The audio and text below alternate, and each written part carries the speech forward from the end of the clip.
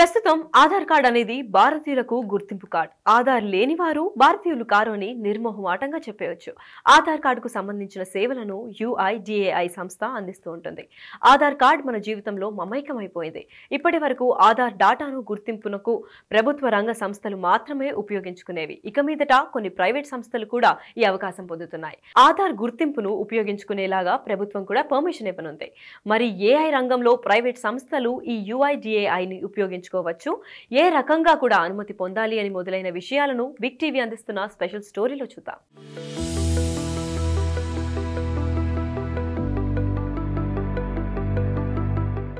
భారత్లో ఆధార్ నంబర్ భారతీయులకు ప్రత్యేక గుర్తింపు నంబర్. ఆధార్ నంబర్ను ప్రజల వేలిముద్రలు మరియు డెమోక్రాటిక్ డేటా ఆధారంగా నిర్ణయిస్తారు. భారతీయులను గుర్తించడానికి ఆధార్ను ఐడెంటిటీ కార్డుగా ఉపయోగిస్తున్నారు. ఇప్పటి వరకు ఆధార్ కార్డును బట్టి ఐడెంటిటీ నిర్ణయించే యాక్సెస్ ప్రభుత్వ సంస్థలకు మాత్రమే ఉండేది. కానీ ప్రస్తుతం కొన్ని ప్రైవేట్ సంస్థలకు కూడా యాక్సెస్ ఇవ్వాలని ప్రభుత్వం నిర్ణయించింది. ఈ విధమైన మార్పుకు అనుగుణంగా ఆధార్ నియమాల్లో మార్పులు చేర్పులు చేశారు. ప్రభుత్వం ప్రస్తుతం ఆధార్ చట్టంలో చేసిన మార్పుల వల్ల ప్రజలకు నిరంతరాయంగా ఆధార్ సేవలను వినియోగించుకునే వీలు కలుగుతుంది. E-commerce, travel, tourism, hotel management మరియు ఆరోగ్య సేవల రంగంలో ప్రైవేట్ సంస్థలు ఆధార్ వెరిఫికేషన్ ఉపయోగించుకోవటానికి అనుమతించే అవకాశం ఉంది. మారిన నియమాల ప్రకారం ఆధార్ అథాంటికేషన్ను యాక్సెస్ కావాల్సిన సంస్థలు నిర్దేశిత పద్ధతిలో అనుమతి కొరకు అప్లికేషన్ పెట్టుకోవాలి. ఆ అప్లికేషన్ను సంబంధిత రాష్ట్ర లేదా కేంద్ర ప్రభుత్వ డిపార్ట్మెంట్లకు అనుబంధ పోర్టల్ ద్వారా పంపిస్తారు. ఈ అప్లికేషన్ను ఆధార్ సిస్టమ్ను నియంత్రిస్తున్న UIDAI పరిశీలిస్తుంది. తరువాత ministry of electronics and information technology వారు అనుమతిని మంజూరు చేస్తారు.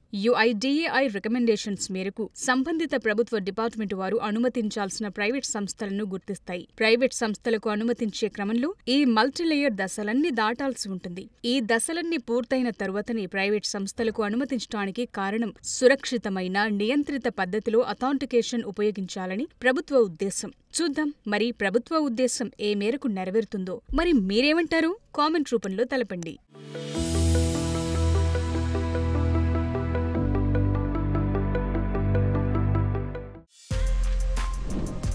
For more videos like this, subscribe Big TV channel.